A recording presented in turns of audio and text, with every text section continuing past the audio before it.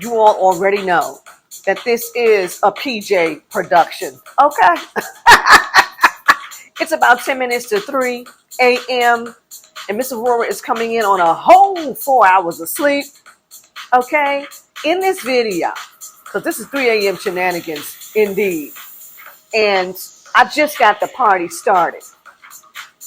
If the secured entrepreneurs aren't starting their day alive on this high vibrating frequency, you need to start. Okay? So this morning, I'm going to answer a lot of the questions that we get here at Aurorah Dey Consulting. Some of you are asking about the books that Miss Aurorah reads, and you are asking about metaphysical books, magical books, things of that nature. Well, one of my favorite authors is Jason Miller. I want the secured entrepreneurs to comment below to let me know if you are a Jason Miller fan. Have you read any of his books? In this video, we're going to get into financial sorcery, the secret strategies of long and lasting wealth. That's the name of the book. Are you ready? We're going to open it up. Come on. Today is a new day.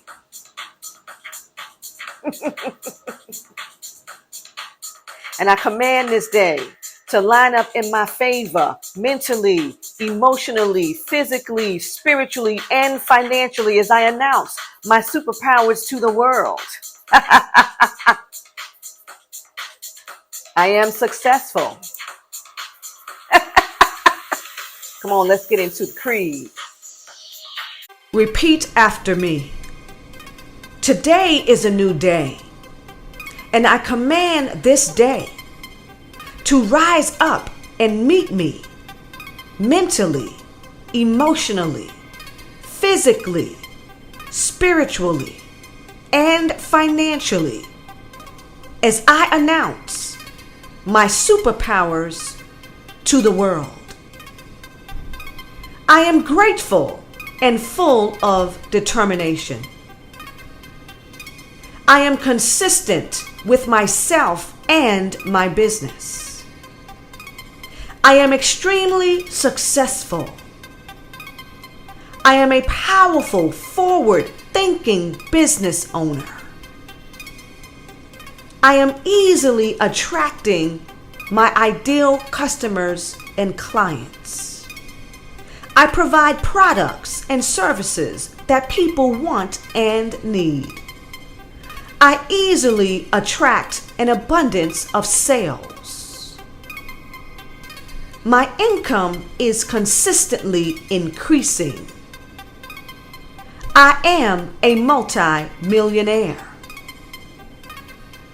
I am abundantly wealthy. I am committed to my goals, and I am disconnected from strategies that do not work. I am respected and revered by my peers. I am a secured entrepreneur. I am generating, protecting, and multiplying large amounts of money daily.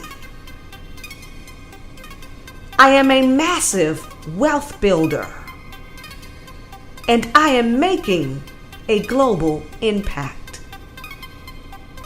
I am blessed with abundant increase of favors. My name is famous and distinguished. I am enjoying lucrative joint venture opportunities purposely designed to prosper me. I am getting richer and richer by the day. I am experiencing supernatural progress and prosperity. I am daily implementing prosperous business strategies. I am a leader and I create meaningful business opportunities for myself and others.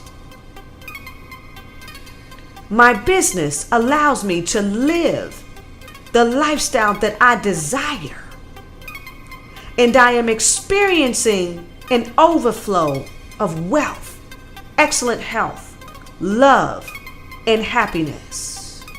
Yeah. Link is below. If you want all of the affirmations, say them in that order. And right now, we're going to get into 3 a.m. Shenanigans.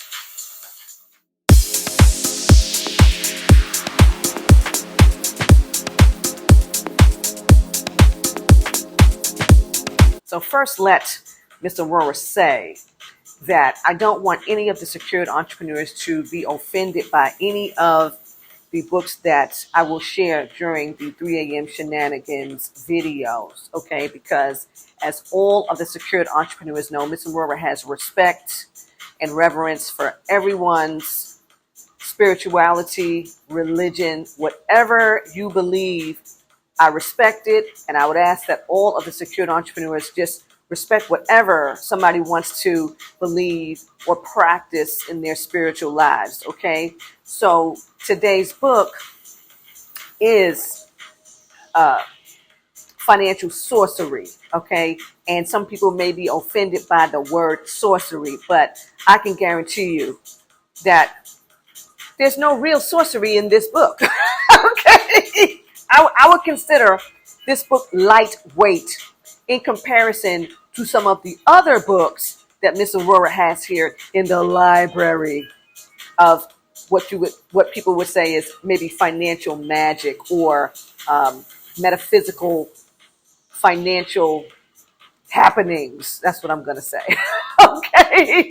Because a majority of the secured entrepreneurs who come on board here with us at Aurorah Dey Consulting have some very interesting spiritual practices and raised in spiritual and religious, backgrounds that are very intriguing. And then we find that everyone is receiving the same message just in a different way, right? So to begin, what I like about what Jason Miller is saying in the book, okay, he starts out telling us that he is not a financial services professional. He says, I do not have a degree in economics or any related field. The non-magical advice in this book is fairly mainstream and common sense, but should not be considered the advice of a professional. Second, much of the information in this book is based on the economy, businesses, and laws of the United States. Most of the information in the book will be applicable to people in other countries, but some of it may not be. Last, please keep in mind that magic is an art that can have drastic effects on one's life and psyche. Even seemingly simple practices such as meditation can bring up repressed thoughts and memories. Contact with spirits and gods can at times be jarring and open up unwanted communications. Spells may manifest in ways that you do not expect or plan for.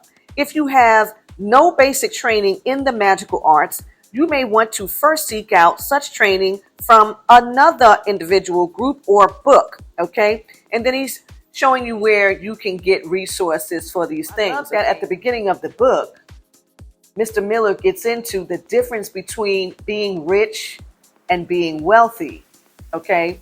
He says being rich and being wealthy are not the same thing. A rich person has a high income, which is a stream that can feed being wealthy or being in debt, depending on how that money is used. There is no shortage of people with high incomes, but no real wealth.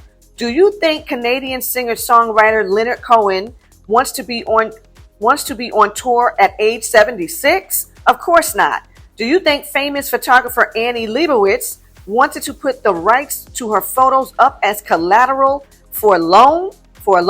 Absolutely not. One needs only watch a show like VH1's Behind the Music to see a long line of rich people whose income was used to build debt rather than wealth. Wealth is not a flow of income. It is a state of positive finances. Buckminster Fuller once said that wealth can be measured in the number of days that one can live one's normal lifestyle without a paycheck. When your assets and sources of passive income are high enough to provide sufficient income to support your lifestyle without your having to work for a paycheck, you are wealthy. I like this system of measurement.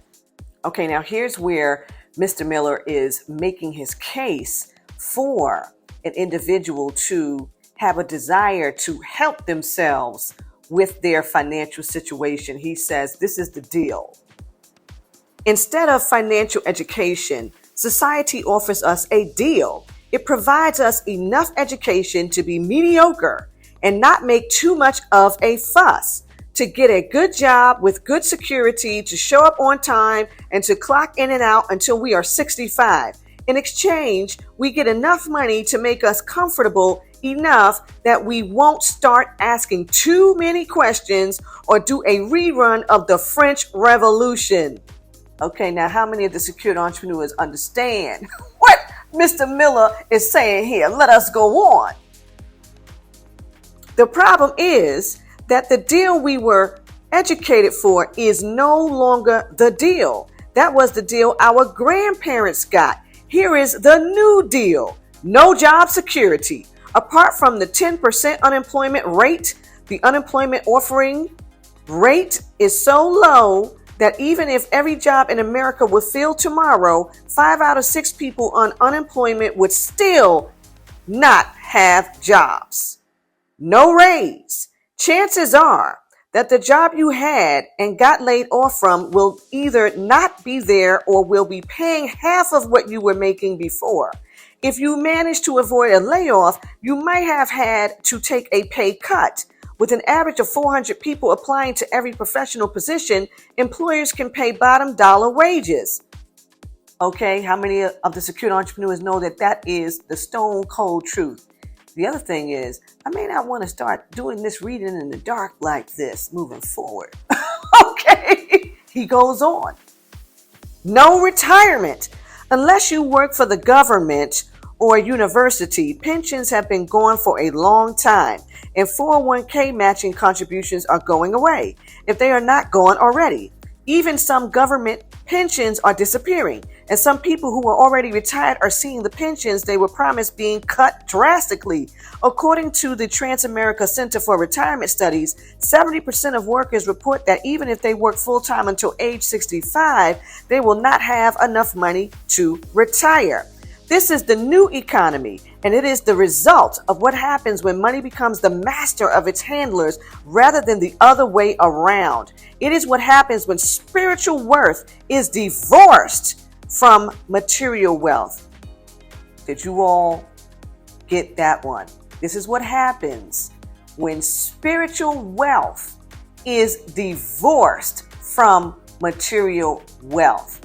Is that not what is happening to a lot of people in the world? We all know because we came from it. Many of us here in the secured entrepreneur movement came from the 1040 lifestyle, okay, where you were living for the weekend because you were going to have more month than you were going to have money, okay? And it is because, like Jason Miller just told us, we were divorced.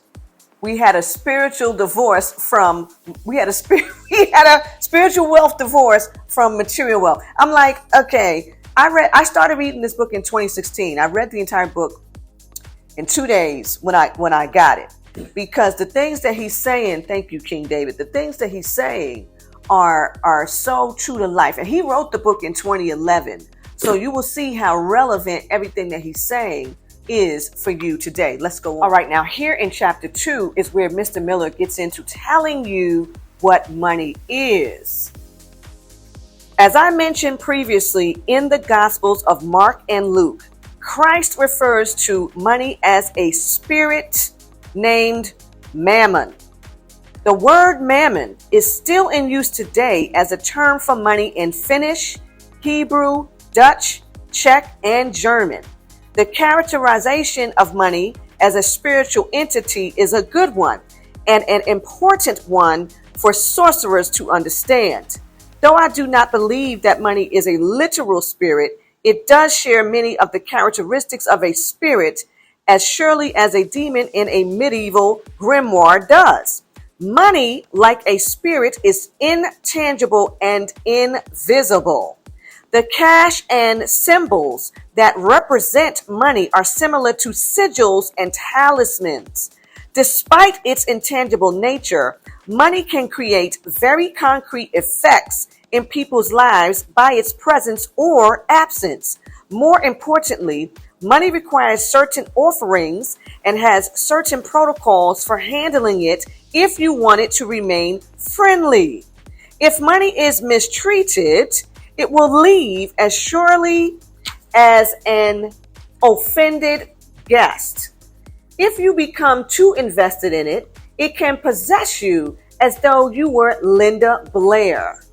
How many people remember that one? Aging myself.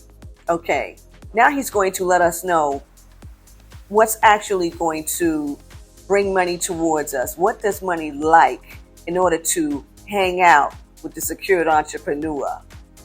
He says that money has a thing for honor. Money likes to be valued. It likes to be liked. On the surface, this sounds silly. I mean, who doesn't like money? When you get past that surface reaction, though, a lot of people realize that they do not actually value money. Rather, they have a distrust of those who have money and generally see money as a necessary evil rather than a potential force for good. When people think about love and relationships, it is common to hear, I don't care how much money he or she makes. Yet, the number one cause of divorce is money troubles. We have already discussed how when people get involved in magic or spirituality, there is a tendency to see money as material and unspiritual. Yet, one of the biggest problems that magical and pagan groups encounter is funding the projects they have. Those who dedicate all their time to being leaders and teachers in pagan and magical communities without giving much consideration to money are often rewarded with poverty in their golden years. Now, how true is that? How many times do we hear about the starving artist, the struggling actress, the struggling actor, the struggling spiritualist, okay? Which is why we saw the turn in churches many years ago. Why? Because the ministry got tired of being in poverty and they took a page out of another book that we will not discuss in this video. Okay. However, the tables did turn for these organizations and individuals when they realized, I cannot keep extending myself. I cannot keep, really, and I'm talking for those who do the work, because we do have a lot of parishioners that actually did start out doing the work. And that there was a lot of shepherding. Remember the pastor used to come to, Big Mama's house, to have dinner, and he was catered to, and he was supported by the people that he ministered to, right? Well, that all changed. Okay, he also says that money likes movement. And so does Miss Aurorah, okay? Many people think of money as a stationary thing that one possesses, like the coins in Scrooge McDuck's vault. It is just sort of there in a big pile. But the truth is that money likes to move. Money never stays still. You are always either making money or losing money. This is the root of the old cliche that you have to spend money to make money. Money circulates. It is traded for goods and services, exchanged in markets, gambled in casinos or derivatives markets, entrusted to banks to invest for you, and is generally in a constant state of motion. If you are the type of person who stuffs money into the mattress, it is time to get it in motion. Okay? All right? Money does not like waste. Here it is. Part of honoring money is not wasting it. We all have different ideas about how money should be spent. What might seem like a waste to one person is a great pleasure to another. For the purposes of this book, what I am calling waste is spending that causes debt or takes away from important things and that does not bring very much enjoyment considering the cost. When I give classes on financial sorcery, I often ask how many people know someone who is particularly in debt and has trouble making ends meet. Everyone knows someone like this. I then ask how many of those people have enormous DVD collections. There are always a lot of chuckles from the crowd because, again, most people know someone like that. They can't pay their rent, but they buy every DVD they think they might ever want to see, even though they will probably only watch it once, if at all. Worse yet, they usually buy it the day it is released for twice as much as it will cost 2 months later. This is money that should be spent elsewhere and that doesn't bring much enjoyment. This is waste. Okay, so that's his definition of waste. Now he's going to get into charity. Okay. Do you know someone who tithes to his or her church? A tithe is a gift of 10% of your income to your church or spiritual institution. Far from a hardship. Everyone I know who does this reports back that they experience a financial benefit from the giving in the form of opened opportunities and increased flow of money into their lives. Money likes to be given away. It likes to be donated. If you understand money's mobility, you will understand that giving money will open up an opportunity for the universe to give back. It is said that gripping money too tightly will mean that your hand will never be open enough to receive. Now, I want to interject something here in the charity because I know myself personally and many of the secured entrepreneurs who were giving, who have been giving, but giving in the wrong places, okay? And then you had to get the rude spiritual awakening about energy and the energy exchanges that you were having, which is why you could never keep money, even though your business was doing great. Maybe you got a raise on your job. You were consistently getting blessed. You were consistently getting things of monetary value, but you could not keep them, okay? And then you understood that there are some places where you don't have any real business donating or any real business giving, okay? You have to know exactly where it is you are to plant your seeds to reap your harvest. Let us go on. The next thing that he discusses is time, okay? Money is linked to time. And if you want to build wealth, you need to understand the relationship between the two. If you have ever worked at a company and were paid by the hour, chances are you work for people who were paid a straight salary. And even though their paycheck was bigger than yours, they complained that when you really look at it, they make less. This is because in terms of relative income, they did make less. All right, now let's get to talking about the people, okay? And he's telling us that money is linked to people. The last quality that I want to share about the spirit of money is that money is linked to people. The people you know and surround yourself with can help open up opportunities for increasing your prosperity, or they can hold you back. As you embark on the path of financial sorcery, you should take a second look at the people in your life and how they affect you. Make no mistake. Everyone in your life affects you both in terms of what happens around you and your own psychological makeup. You will find that some people in your life will be threatened by the idea of you making more money. Some will interpret any attempt to better yourself as a betrayal of working class roots or a rejection of your heritage. You will find some friends accusing you of thinking that you are better than them or of acting high and mighty. Now, isn't Mr. Miller telling the stone cold truth there as well? I mean, this man hit on so many doggone points in this book that, once again, as I stated previously, It's practical. We all know that we have to be extremely mindful of who it is that we surround ourselves with. I have told the secured entrepreneurs many times, if you know anyone that is consistently saying they're going to do things and they never do them, I mean, it's a lie. It's what it is. I mean, I'm just going to keep it real at 3:00 in the morning. I think it's like 3:15 now. But these people have absolutely no intention to do what they're saying they're going to do. And they know it, but they're telling you that this is what they will do.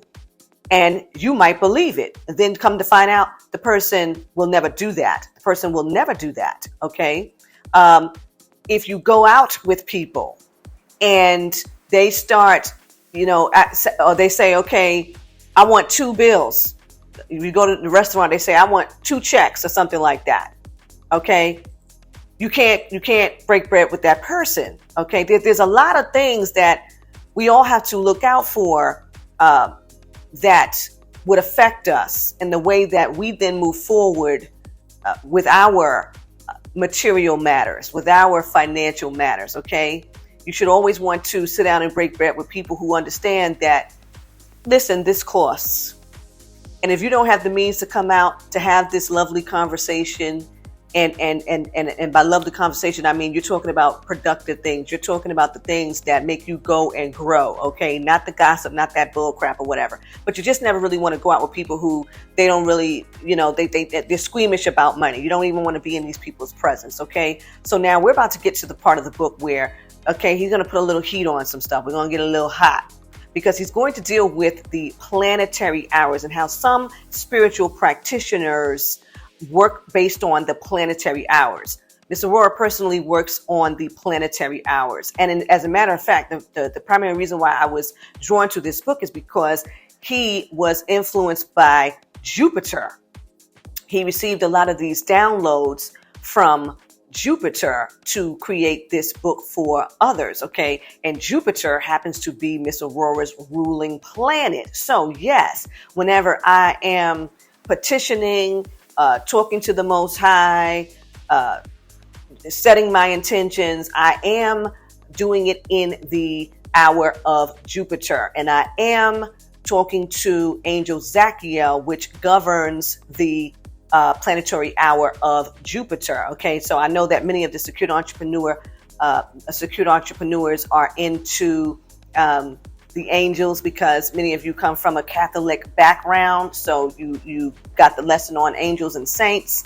And then a lot of the secured entrepreneurs who are Christian know mostly about Angel Michael, Angel Gabriel, but you never got into the other angels. Okay, so Angel Zachiel happens to be the angel that is present for the hour of Jupiter. Okay, so let's get into the planetary hours for those of you who are interested in beginning your prayer time at the hour in which it's most suitable for you based upon maybe your ruling planet. Okay, in the Sorcerer Secrets, I point out that although many people think of Jupiter as the only planet or god to invoke in money matters, if you are doing real financial sorcery, you should be a little more nuanced in your thinking. In that book, I suggest working with a Jupiter/Mercury combo. Jupiter handling the collection of money, and Mercury handling its movement, sort of the way your savings and checking accounts complement each other. If you are really intending to become a financial sorcerer, though, you should consider the role of all the planets in your work. Okay, and you see here how he has the chart. So he's showing you how we've got the Roman god planet, the day of the week, the archangel, the intelligence of the planet, the spirit of the planet, the Olympic spirit, okay, the Sumerian Babylonian spirit, okay, because remember that a lot of the things that we are practicing here, the days of the week, many of us are very astute in these areas. We know that it comes from these ancient religions and spiritual environments that were created at that time that has been brought forward to this day for individuals who understand that this is their connection, right? So you're seeing where we know that there's a group of people who have a thing for Saturn. I don't want to use the word worship Saturn because they believe in keeping the Sabbath and that, but that is, it has to do with Saturn, okay? And the day of the week is Saturday. And their archangel is Zapkiel, okay? The intelligence of the planet is Agiel. The spirit of the planet is Zazel. The Olympic spirit is Aratron, and the Sumerian Babylonian spirit is Nineveh. Okay, so we find that people in those regions, those parts of the earth, are going to align themselves with those spirits and those angels because that is how they were raised. This is how they were taught to worship, praise, or receive angelic assistance. Okay, so see there you see Jupiter, and the day of the week is Thursday. The archangel is Zachiel. The intelligence of the planet is Iophiel. The spirit of the planet is Hismael. The Olympic spirit is Betar.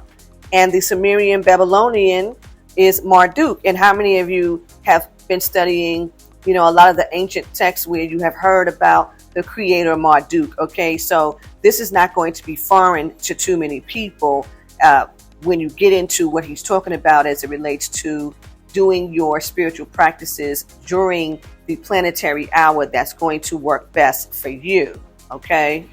Now, Miss Aurorah wants to show you some of the sigils that were downloaded to Mr. Miller by Jupiter. Okay. Now, I will tell you that Miss Aurorah received the word plain and clear, loud and clear, that sigils are not for her. Okay. In this lifetime, okay? I have tried the sigils. And I did everything. And you're going to see he gives full instructions in this book. I did all the stuff. Then I was like, okay, God, what's going on? I done did this whole thing right and everything. Or maybe I'm not doing it right. I was going back and forth. And I clearly was told, okay, the sigil thing is not for you in this lifetime. Okay? So take a look at some of the sigils and what they are used for, and maybe they may resonate with you, because as he just told you that the symbols for money are sigils. We have a symbol for money here in the United States. There's a symbol for the euro. Every currency has a symbol, and those are sigils. So these are the sigils that Jupiter gave to Mr. Miller to share with other people who are working on their soul prospering, okay, as they are prospering, because that's really all. Okay, here's the sigil for drawing money. Look at this. This is the most basic level of money magic. If you need a specific sum of money, draw this sigil on a piece of paper and list the amount on the circle.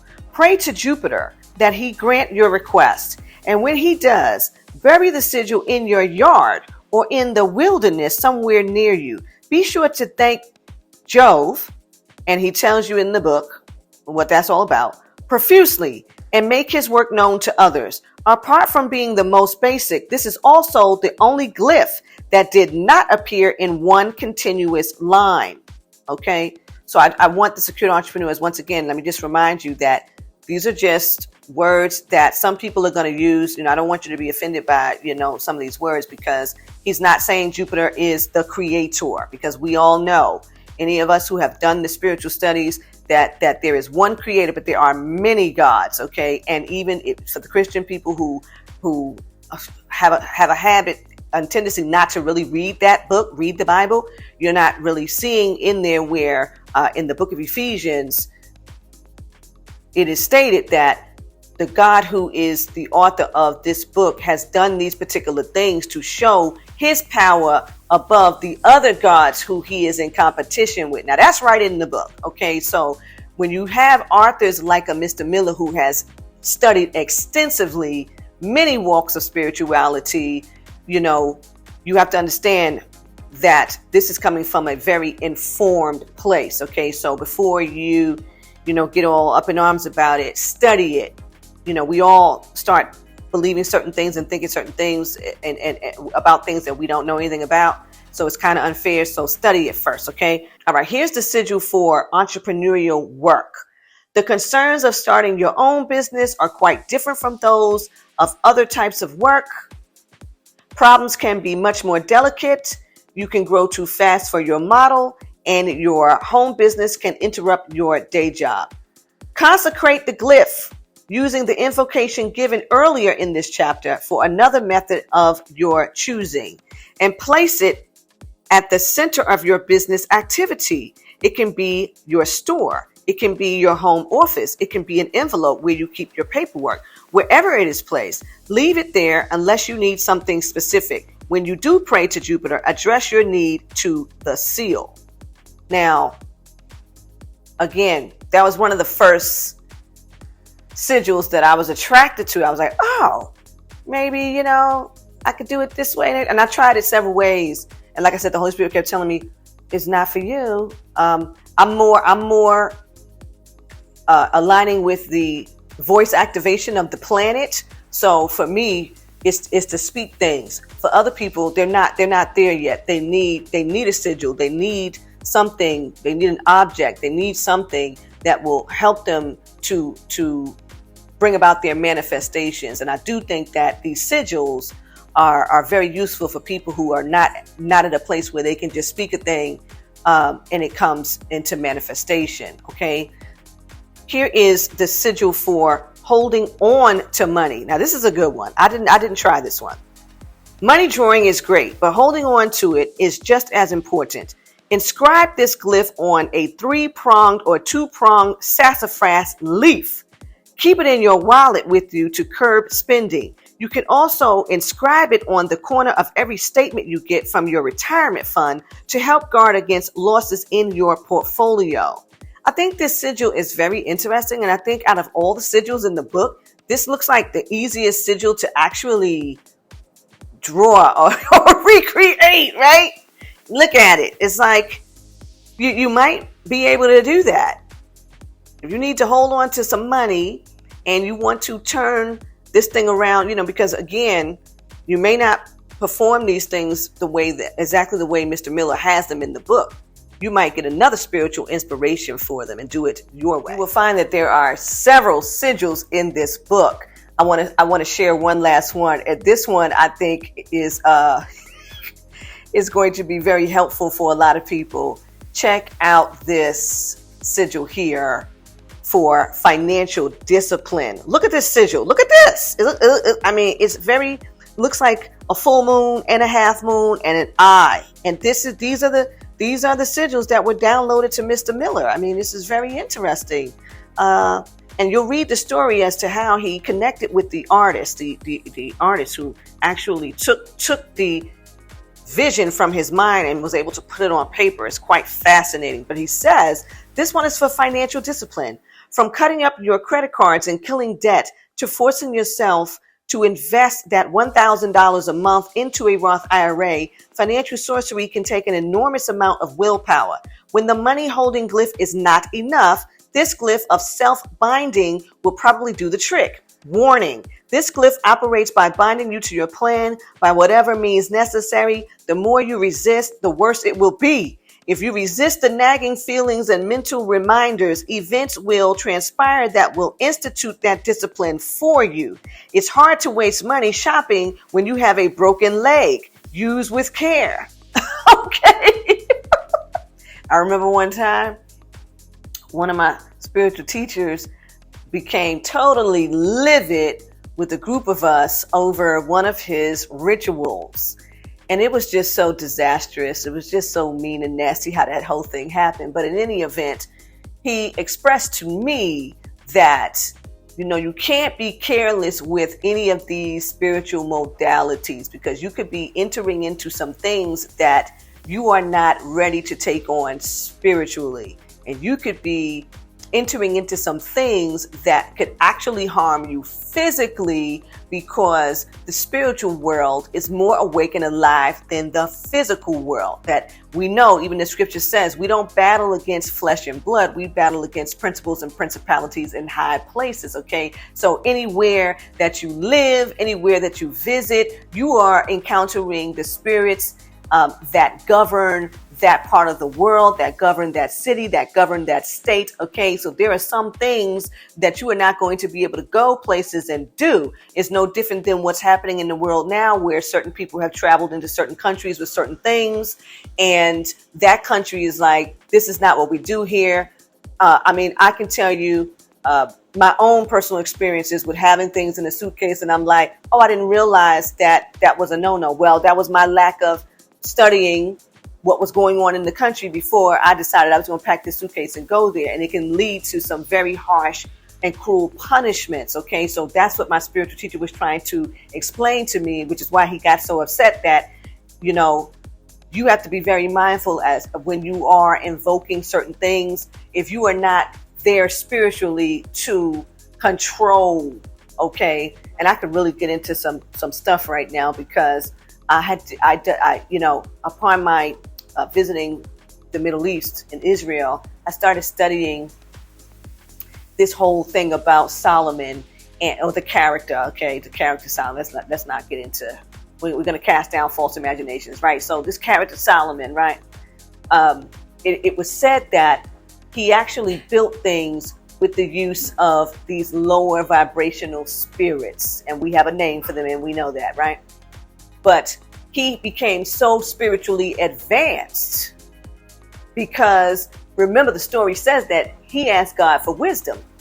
Okay, so because he had so much wisdom, he understood how to control spirits. So he would get these particular spirits to work for him. Okay, because that's where he was spiritually, due to the amount of wisdom that the Most High had blessed him with, right? So that's what Mr. Miller is saying about this sigil, that once you do this whole ritual with yourself, you might find it's going to be extremely difficult to come up out of it, because it is going to work. Okay, now there's several sigils here. I'm not going to get into this. The next chapter, for those of you who are interested in the book and you do have issues with debt, he has a chapter on debt killing strategies. And I mean, it's, once again, it's practical, and he's telling you how to go about releasing yourself of old karmic debt. Okay, karmic debt, okay, old spiritual debt. And he's telling you exactly how to address it verbally, how to address it spiritually. Okay, so again, I would really if you're not squeamish and you're into metaphysics, okay, and you are practicing your spirituality, you are growing with your spirituality, and you know that you need finances, okay, to keep your business going, or to grow your business, or to do some of the things that you really want to do in business, I'm going to say, read this book. Just read it. You don't have to do any of the practices if that's not what you're into, okay? But I would give him a reader. He's got several books, and I may do a video on some other Jason Miller books if you like this book, okay? So that's all Mr. Aurorah wants to share in this video, okay? I thank you. You already know that you can find me, Miss Aurorah Dey, at AurorahDeyConsulting.com. And I want you to go down in the links below and click on the link for the Entrepreneur's Legacy Wealth Checklist, okay? Because that is dynamite, all right? So until next time, ta-ta.